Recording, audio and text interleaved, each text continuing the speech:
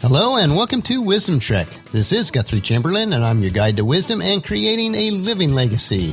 Thank you for joining us for our 7-day-a-week, 7 Minutes of Wisdom podcast. This is day 134 of our trek, and we are remaining in camp this week as we dig for the nuggets of wisdom contained in the book of Proverbs.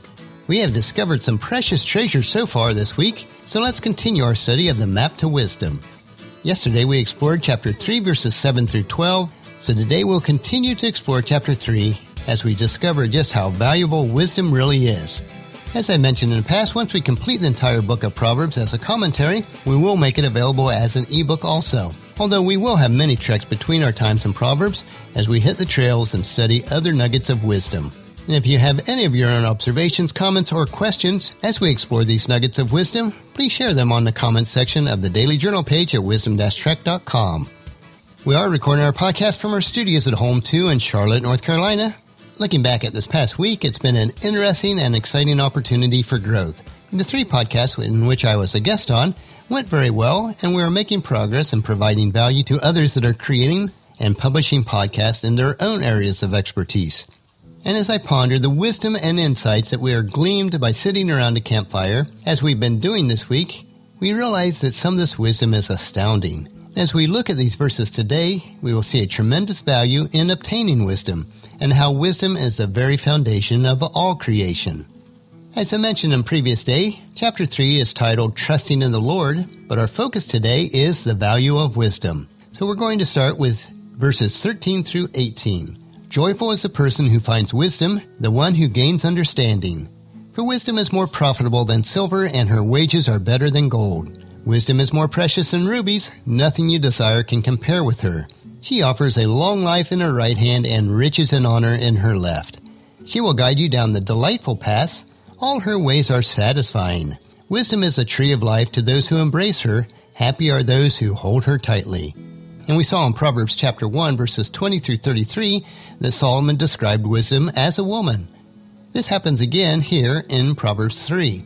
There is a difference, though. In Proverbs Chapter 1, wisdom was angry with evil people. They had refused her advice. But here in Proverbs 3, we read about people who love wisdom. Wisdom brings good things to us: long life, wealth, and honor. And while we walk with wisdom, our life will be pleasant and beautiful. As we just read in verses 14 and 15, we see that wisdom is compared to valuable objects. She is worth more than precious stones. Her value is more than silver or gold. Now you can put money in a bank, and the bank will pay you a little bit of interest on that, very little these days. However, the bank is not as good as wisdom.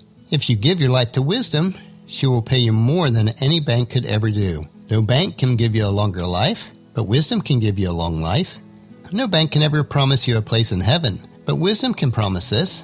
And no bank can make you right with God, but wisdom can do this. The happiness that wisdom brings is not just an emotion, it is actually pure joy. This is the same happiness or joy that Jesus described in Matthew chapter 5, verses 1 through 12, which is referred to as the Beatitudes.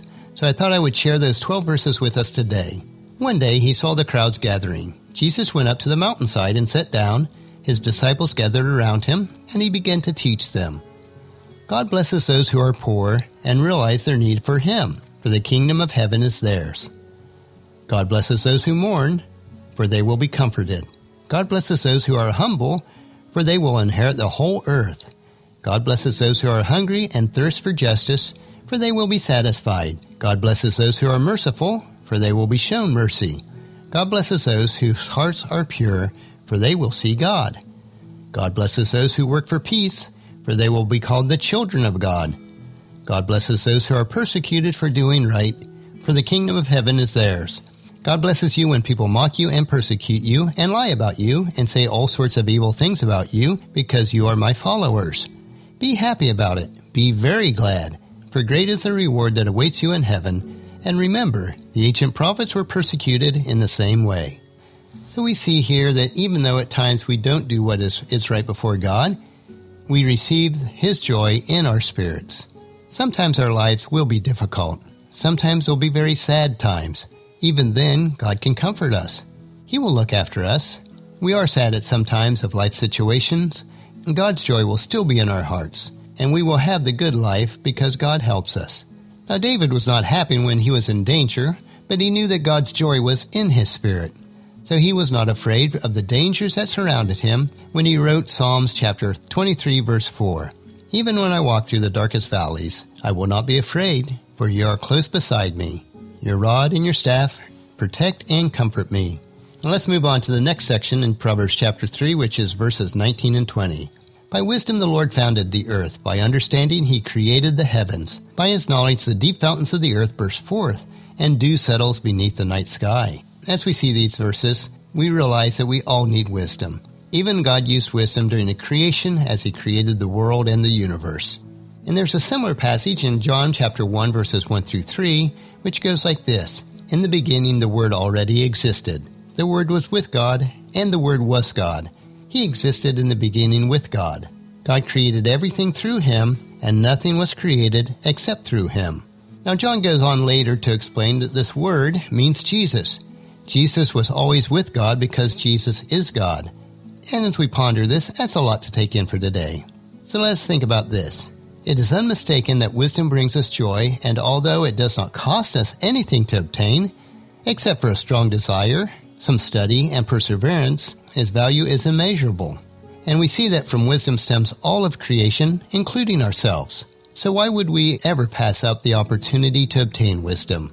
And with this thought, come along with us tomorrow for another day of Wisdom Trek, Creating a Legacy, and we will learn about common sense and discernment. And that will finish our podcast for today. Remember to listen to your daily dose of wisdom at wisdom-trek.com, or you can subscribe at iTunes, Stitcher, SoundCloud, Spreaker, or YouTube. And if you do subscribe, it'll be downloaded to you automatically each day. I would like to ask you to please share Wisdom Trek with your family and friends through email, Facebook, Twitter, or in person face-to-face. And ask them to come along with us each day and join us on our Wisdom Trek. The journal for today's podcast can be found at wisdom-trek.com. And as always, thank you for allowing me to be your guide, your mentor, but most importantly, your friend, as I serve you through the Wisdom Trek podcast and journal each day. As we take this trek together, let us always live abundantly or fully, love unconditionally, listen intentionally, learn continuously, lend to others generously, lead with integrity, and leave a living legacy each day. This is Guthrie Chamberlain reminding you to keep moving forward, enjoy your journey, and then create a great day every day. See you tomorrow.